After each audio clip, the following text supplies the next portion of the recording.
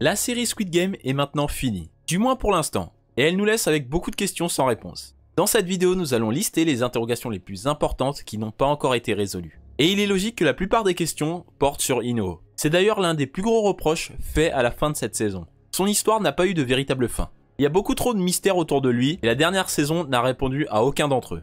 Au contraire, elle a même ajouté de nouveaux mystères sur son personnage. Par exemple, qu'a fait In-Ho pendant les 6 mois avant le saut dans le temps? Pourquoi a-t-il décidé de confier le bébé à Jun-Ho? S'en est-il occupé du bébé lui-même, ou est-ce l'organisation qui s'en est chargée? Peut-être In-Ho a pensé que le bébé méritait la chance d'avoir une vraie vie, et que Jun-Ho était la personne la plus capable de la lui offrir. Il est possible que Netflix ait laissé autant de questions en suspens sur son personnage car il prévoit une série dérivée, un spin-off. De cette manière, toutes nos questions pourraient y trouver une réponse. Ou peut-être même tout simplement un court-métrage pour conclure son histoire. Mais comme je le disais, la majorité de nos questions sans réponse portent sur le frontman. Qu'est-ce qui l'a motivé à devenir le frontman? Et comment a-t-il perdu confiance en l'humanité? Une autre question importante vient de l'unique flashback où on le voit en tant que joueur. Pourquoi Il-Nam a-t-il donné un couteau à In-Ho? Lui a-t-il offert une chance de s'enfuir du jeu? Était-ce une sorte de test final? Un test étrange pour savoir s'il était capable de rejoindre l'organisation? Et si c'est vrai, cela amène une question encore plus grande. In-Ho aurait-il joué au jeu 2 fois, comme Gi-Hun? Sinon, pourquoi Il-Nam l'aurait-il appelé dans sa chambre pour lui faire cette proposition? Je ne pense pas qu'Il-Nam aurait choisi un joueur au hasard pour lui donner le couteau.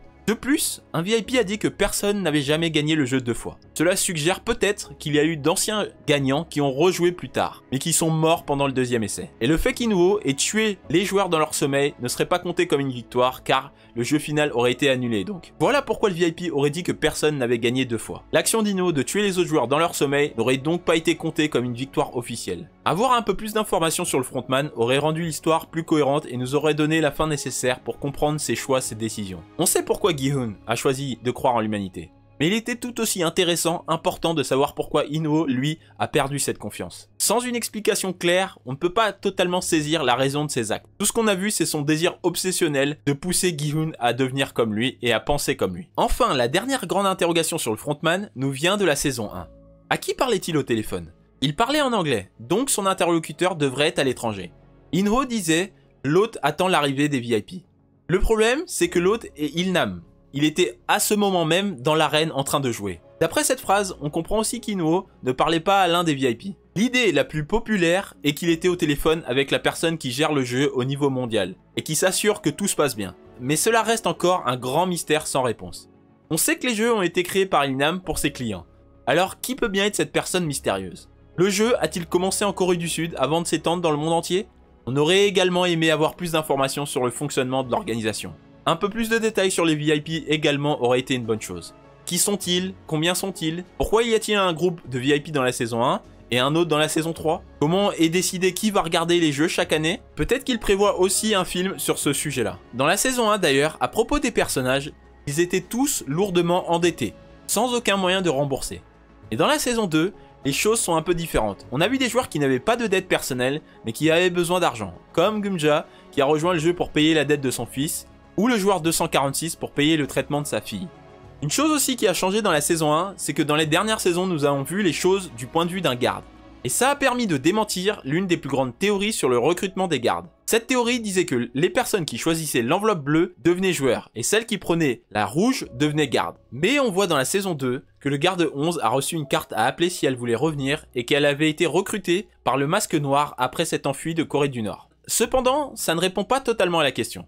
Les gardes sont des gens prêts à fermer les yeux sur toutes les horreurs qui se passent là-bas. Leurs salaires doivent donc être très élevés. De plus, il y a 3 rangs chez les gardes.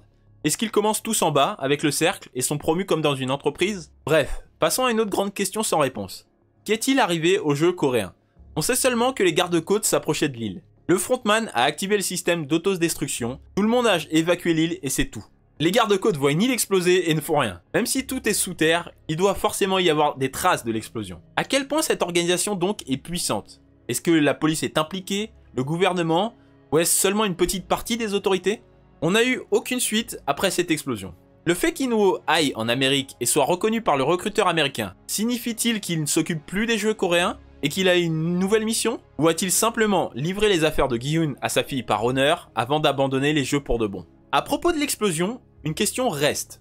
Quel était le plan exact de Jun-Ho quand il retrouverait son frère? Sa mission était de le retrouver, mais pour faire quoi ensuite? Juste lui demander pourquoi et se contenter de ça? Ça paraît vraiment étrange. Il a eu quand même, après tout, 3 ans pour préparer un plan. Alors, c'était quoi ce fameux plan? On pourrait dire qu'il avait l'équipe de mercenaires avec lui, qu'il aurait pu s'introduire dans la base tous ensemble. En vérité, les mercenaires n'ont pas été engagés par Juno, ils ont été engagés par Gi-hun. Est-ce que le plan de Juno a toujours été à la base de s'introduire seul dans l'île pour voir son frère? Enfin, la dernière grande question concerne ce qui se passe après le saut dans le temps de 6 mois. On a vu que la fille du joueur 246 était guérie, et il a dit que tout le monde avait aidé. Est-ce que ça veut dire que tout le monde au parc a mis de l'argent en commun pour sauver sa fille? Mais si c'est vrai, pourquoi était-il dans les jeux au départ alors? N'avait-il pas déjà demandé de l'aide à ces personnes? Qu'est-ce qui les a fait changer d'avis? Qu'est-ce qui s'est passé pendant ces 6 mois pour que les gens finalement décident d'aider sa fille avec l'argent dont elle avait besoin? Et peut-être en secret, est-ce que ce n'est pas l'argent de Gi-hun plutôt qui a sauvé sa fille? Voilà, je crois que ce sont les questions les plus importantes qui restent sans réponse dans l'univers de Squid Game. Et j'espère vraiment qu'on aura plus d'informations là-dessus, surtout sur le passé d'Inuo.